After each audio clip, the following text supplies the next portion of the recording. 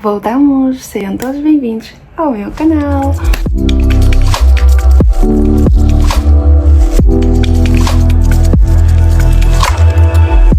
Num mundo, numa sociedade, num tempo onde tanto se fala de links, de conexões, associações às vezes até não tão puras ou agradáveis diante de Deus, eu entendo muito crucial olharmos para as Escrituras, vermos aquilo que pode ser para nós modelo para a nossa postura diante dessas convenções, de modo a descartarmos as ofertas do maligno, descartarmos aquilo que pode realmente não ser conveniente para a nossa caminhada cristã, para a nossa edificação e permanência fervorosa no Senhor.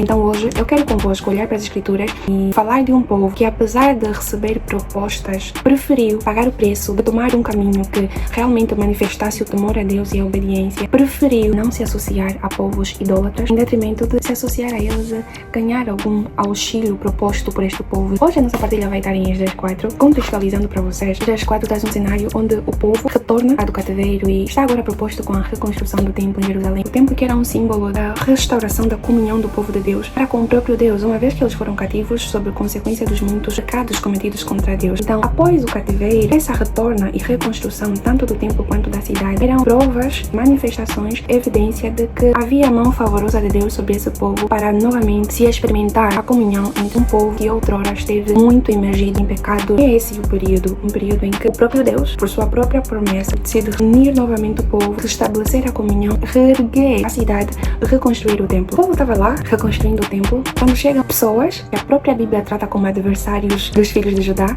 e fazem uma proposta de se unir ao povo de Israel para que junto deles reconstruíssem o templo. Eles afirmam que também adoram a Deus de Israel, que também prestam sacrifícios, de modo a convencerem os filhos de Israel. Então, os chefes, os cabeças das famílias do povo de Israel, do povo de Judá que estava lá, graciosamente discerniram do Senhor essa proposta maligna e recusaram. Quando o povo de Israel recusa a ajuda desses adversários, eles realmente revelam a verdadeira face e começam a boicotar, começam a atrapalhar. Diz assim a palavra do Senhor em Esdras 4. Ouvindo, pois, os adversários de Judá e Benjamim, os que voltaram do cativeiro, edificavam o templo ao Senhor, Deus de Israel, chegaram-se a Zorobabel e aos chefes dos pais e disseram-lhes: Deixai-nos edificar convosco, porque como vós buscaremos o vosso Deus, como também já lhes sacrificamos desde os dias de Esar-Adom, rei da Assíria, que nos fez subir aqui. Porém, Zorobabel e Jesuá e outros chefes dos pais de Israel lhes disseram: Não convém que nós e vós edifiquemos casa a nosso Deus, mas nós sozinhos a edificaremos ao Senhor Deus de Israel,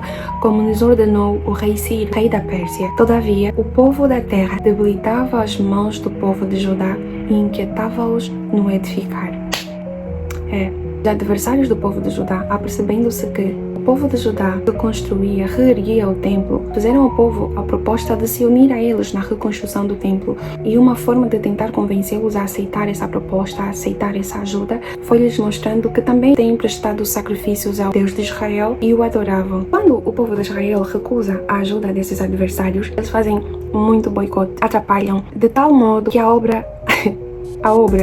a reconstrução do templo fica estagnada por anos, demora. A Bíblia nos aponta para um atraso que foi consequência da boicotagem de meros homens. O interessante aqui, gente, é que capítulos anteriores, Esdras 1, a própria Bíblia nos fala de que foi Deus quem despertou o espírito do rei Ciro para que fizesse uma proclamação, que nem convocação, de modo a existirem judeus, existir da parte do povo de Deus, do povo de Israel, pessoas voluntárias para que retornassem a Jerusalém, a qual está em Judá, para reconstruírem o templo. E a Bíblia nos diz que Deus não só despertou o espírito do rei para fazer essa convocação, essa proclamação, como também falou aos corações daqueles que deviam se disponibilizar para ir.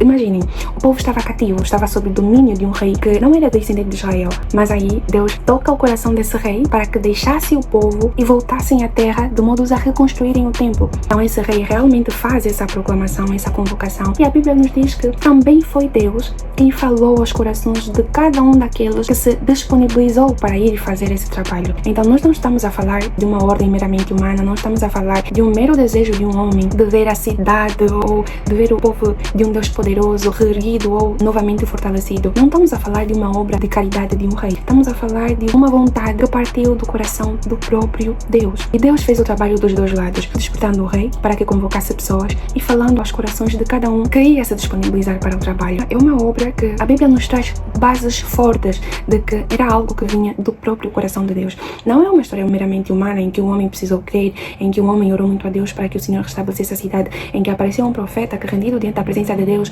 se prostrou e achou misericórdia diante de Deus para que se restabelecesse a cidade, para que se restabelecesse a comunhão entre o povo de Deus e o próprio Deus. Era Deus que, olhando para si mesmo, aprove ao seu próprio coração trazer o cumprimento de uma promessa que Ele mesmo decidiu fazer ao seu povo. Agora deixa-me novamente te pontualizar a respeito de que obra estamos falando. Esta obra é uma obra que o próprio Deus, por meio da boca de Jeremias, falou que quando se cumprissem os 70 anos na Babilônia, os 70 anos de cativeiro, eu vos visitarei, eu virei ter convosco e farei cumprir a minha boa palavra. Uma obra que o próprio Deus disse que eu virei e vos tomarei de volta, e o templo será reconstruído, será reerguido, a cidade será novamente restabelecida. Uma obra que, por meio de Isaías, o Senhor falou a respeito desse rei que fez esta proclamação: porque Ciro edificará a minha cidade e soltará os meus cativos, não por preços, nem por presente. Ele falou de que o rei Ciro viria, ele seria por servo, e por meio dele seriam feitas tais coisas, a qual a cidade de Jerusalém cederia tu, serás reconstruída, e ao templo os teus alicerces serão restabelecidos. Deus não só falou, não só trouxe essa profecia por meio de Jeremias e Isaías, como também trouxe a Ezequiel uma visão, um vislumbre dessa restauração. E não para por ali, mesmo quando enfrentavam esse boicote por parte dos adversários e a obra estava estagnada e eles desanimados, Deus não se limitou e ainda assim levantou novamente profetas para falar, motivar, estimular e trazer por meio disso a garantia de que o Senhor estava naquela obra, não por meio da ajuda de adversários, nos mostrando que verdadeiramente essa obra esteve fortemente nos planos de Deus e Deus usou muita bagagem para comunicar isso ao seu povo e manter viva essa promessa. Essa obra esteve nos planos de Deus, provinha do coração de Deus, e é essa obra que foi boicotada, atrasada, por certo tempo impedida de ser concluída por meros adversários do povo de Deus, do povo de Israel. E este ponto novamente nos remete para um aspecto muito importante da parte de Deus, a qual os nossos olhos realmente devem atentar: o fato de que nem sempre a estagnação ou falta de evolução em alguma obra ou projeto é sinônimo de que tal obra não provém do coração de Deus para nós. Eu acho que já nos deparamos com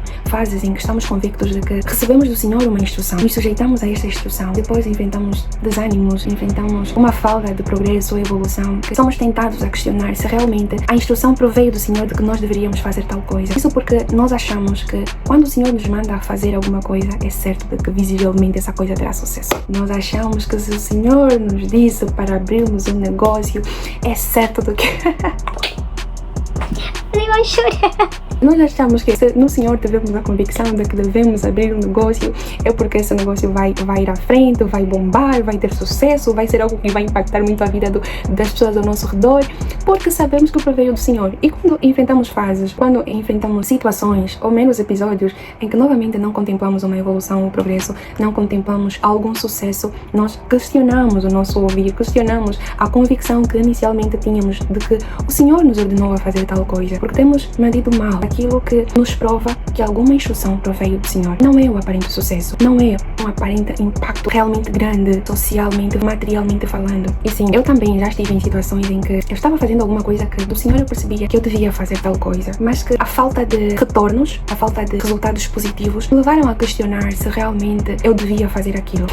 E todas estas coisas nos fazem repensar com que balança o Senhor mede o sucesso de uma obra. Isso nos faz repensar que no Senhor significa dar certo naquilo que Deus mandou fazer. Nenhuma estagnação, nenhuma falta de evolução, nenhum atraso ou falta de resultados positivos naquilo que sabemos que o Senhor nos mandou fazer é prova para o facto de que nós estávamos equivocados, de que uma obra não foi feita no Senhor, de que uma obra não esteve debaixo da vontade de Deus, de que desagradamos a Deus ou desobedecemos ou falhamos em algum ponto de execução. E agora é como se por causa da nossa falha ou por causa da nossa falta a obra não progrediu como achamos que deveria progredir. Porque este episódio nos mostra que Deus tem outra balança para medir o sucesso de uma obra e nos faz lembrar que verdadeiramente a maior obra da parte de Deus, a maior obra do Senhor é no servo, é no obreiro, e não na obra que o servo efetua, não no aparente sucesso da obra deste obreiro. Imaginem, gente, era um povo que estava preso por 70 anos. Além de estarem presos, tiveram também a cidade destruída, e ao retornarem para a reconstrução tanto do templo quanto da cidade, ainda havia muita escassez de bens, tanto que eles até precisaram de ajuda, receberam bens de pessoas próximas. Então era uma fase para esse povo em que toda ajuda seria bem-vinda, e claramente que se eles fossem os desesperados e quisessem de qualquer das formas avançar com a obra de Deus, sobre a convicção de que aquela obra era um mandato do Senhor, era algo que provinha da vontade de Deus, facilmente por si mesmos eles podiam se ter deixado convencer de que qualquer ajuda era algo que estava a vir do Senhor, de que qualquer forçazinha que permitisse o avanço da obra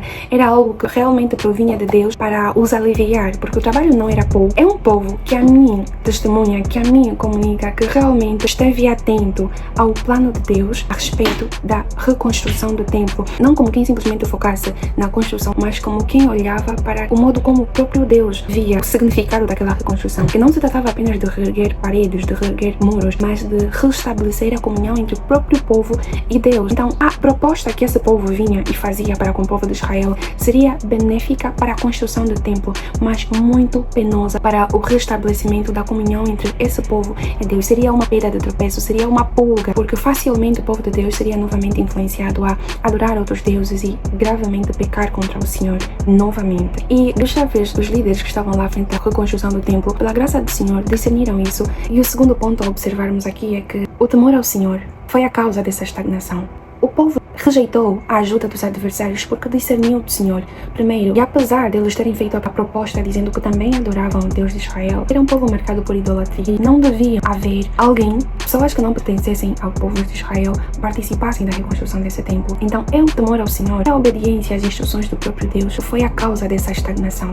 Se eles tivessem aceitado, teriam colocado estrangeiros a participar da obra que Deus só receberia do seu próprio povo. Seria uma postura que facilmente vos levaria a novamente idolatrar, ou quando se unem a povos idólatras. Isso é claramente uma prova de que seria uma conexão vantajosa para a reconstrução das obras meramente materiais, mas muito perigosa para a preservação da separação do povo da verdadeira adoração a Deus, ao verdadeiro e único Deus. Foi por obediência ao Senhor, foi por sujeição, submissão a Deus, que toda essa ajuda foi rejeitada e, consequentemente, houve boicotes, houve estagnação, atrasos numa obra ordenada, sustentada pelo próprio Deus. Vocês percebem que a santificação e preservação do povo de Deus sempre será mais importante do que qualquer progresso meramente material operado pelas mãos do povo de Deus. Nós olhamos para um Senhor que permite que uma obra que Ele mesmo disse que faria seja estagnada, contanto que o seu povo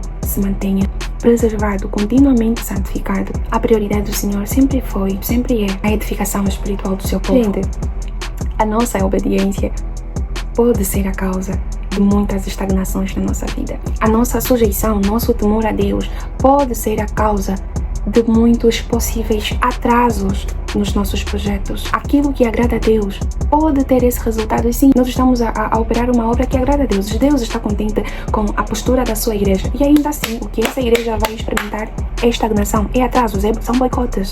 E para piorar, desânimo. Poxa, quer dizer, você ser cristão é difícil, é? Quer dizer, você é bem feliz porque tu a fazer algo que o Senhor mandou fazer, tu sabes que o Senhor se agrada das tuas boas obras, não por vanglória, mas por conhecimento. Amém, glória a Deus, porque se somos santificados no Senhor, somos apresentados, aprovados para estar sujeitos a obras justas e aprovadas diante de Deus. Não é vanglória, não é exaltação, nem soberba, mas reconhecimento do poder de Deus para fazer de pecadores pessoas justas e santas. Glória a Deus. Então o facto é, o Senhor sempre preferirá a nossa edificação, sempre preferirá a preservação do seu povo, a preservação da comunhão com o seu povo, do que a qualquer custo sermos elevados ao mais alto grau de status social. Então, benditos são os atrasos, benditas sejam as estagnações que promovem em nós maior grau de santidade, que promovem em nós um aperfeiçoamento, que preserva o povo de Deus no Senhor. Benditas as estagnações. Quando por meio de Isaías o Senhor profetizou a respeito de Ciro, aquele que libertaria, que traria de volta os cativos do Senhor, que por meio de quem seria reerguida a cidade de Jerusalém e restabelecidos os fundamentos do templo. O próprio Deus trazia para si mesmo a glória dos seus afazeres, a glória do seu poder e da sua força, e disse: eu sou o Senhor, que faço tudo, que sozinho estendo os céus e espraio a terra por mim mesmo, que desfaço os sinais dos inventores de mentiras e enlouqueço os adivinhos, que faço tornar atrás os sábios e converto em loucura o conhecimento deles, que afirmo a palavra do seu servo e cumpro dos seus mensageiros, que digo a Jerusalém: tu serás habitada, e as cidades de Judá sereis edificadas, e eu levantarei as suas ruínas, que digo à profundeza: seca-te, e eu secarei os teus rios. É esse Senhor.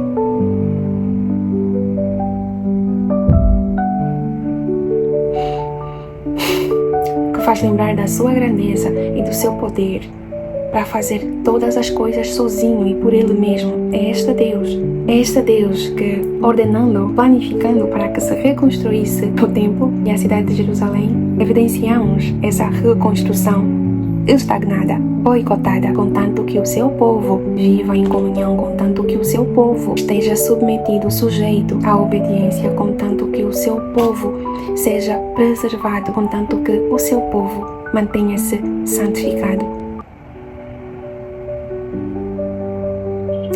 Bendito seja o Senhor. Bendito é o Senhor. E algo muito importante a ressaltar nesse povo que nessa época específica decidiu não se unir a povos pagãos, a povos idólatras, é que eles não foram convidados a servir a outros deuses, eles não foram convidados a se submeter a práticas que de forma muito clara fossem contra a vontade de Deus. Era realmente necessário um maior discernimento para se perceber que a proposta que esses adversários traziam para o povo de Deus era maligna e com um pano de fundo diabólico. E eu confesso para vocês que eu olho para essa história e temos muito que julgar e aplicar em nossa vida pessoal, e não somente, mas também em nossa vida como igreja, como pessoas que buscam por associações que visivelmente trazem progresso para o muito evangelismo, para há muita proclamação das Sagradas Escrituras, e como até onde tem sido perigoso acharmos que pregar o Evangelho com qualquer um é mais importante do que manter-se reservado de longe de associações com pessoas que claramente não se sujeitam a Deus, não vivem como quem tem o Senhor como Senhor e Salvador. É incrível como links, conexões têm sido estabelecidas simplesmente porque, segundo a fraca percepção, o fraco julgamento, nos leva a crer que o mais importante é que a obra seja pregada. Quando olhamos para as Escrituras e vemos um Deus que, antes de trazer a novos, preserva os antigos, que antes de focar no evangelismo, Ele guarda os evangelizados. Então, uma igreja que não limita as suas associações é uma igreja que, diferente do Senhor, entende que a prioridade é a obra e não o obreiro, porque se penoso seria para a comunhão dos obreiros com Deus, não é uma conexão agradável a Deus. Então, benditos os atrasos, benditas as estagnações por meio das quais o próprio Senhor promove em nós santificação e edificação. Por meio destas coisas, Deus nos prova que somos dele, antes de sermos úteis para Ele. Então, num mundo onde se faz há muita necessidade de conexões, nós precisamos voltar às Escrituras e olharmos qual a visão e perspectiva do Senhor no estabelecimento de cada conexão. Até onde estamos tendo discernimento a respeito daquilo que periga a nossa comunhão, o nosso crescimento espiritual e a nossa santidade.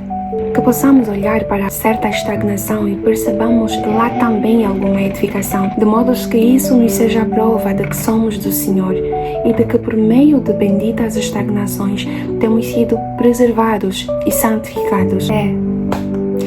Benditas estagnações. Que a graça de Cristo Jesus, o amor de Deus e as santas consolações do Espírito sejam com todos vós. A vós é chegado o reino de Deus.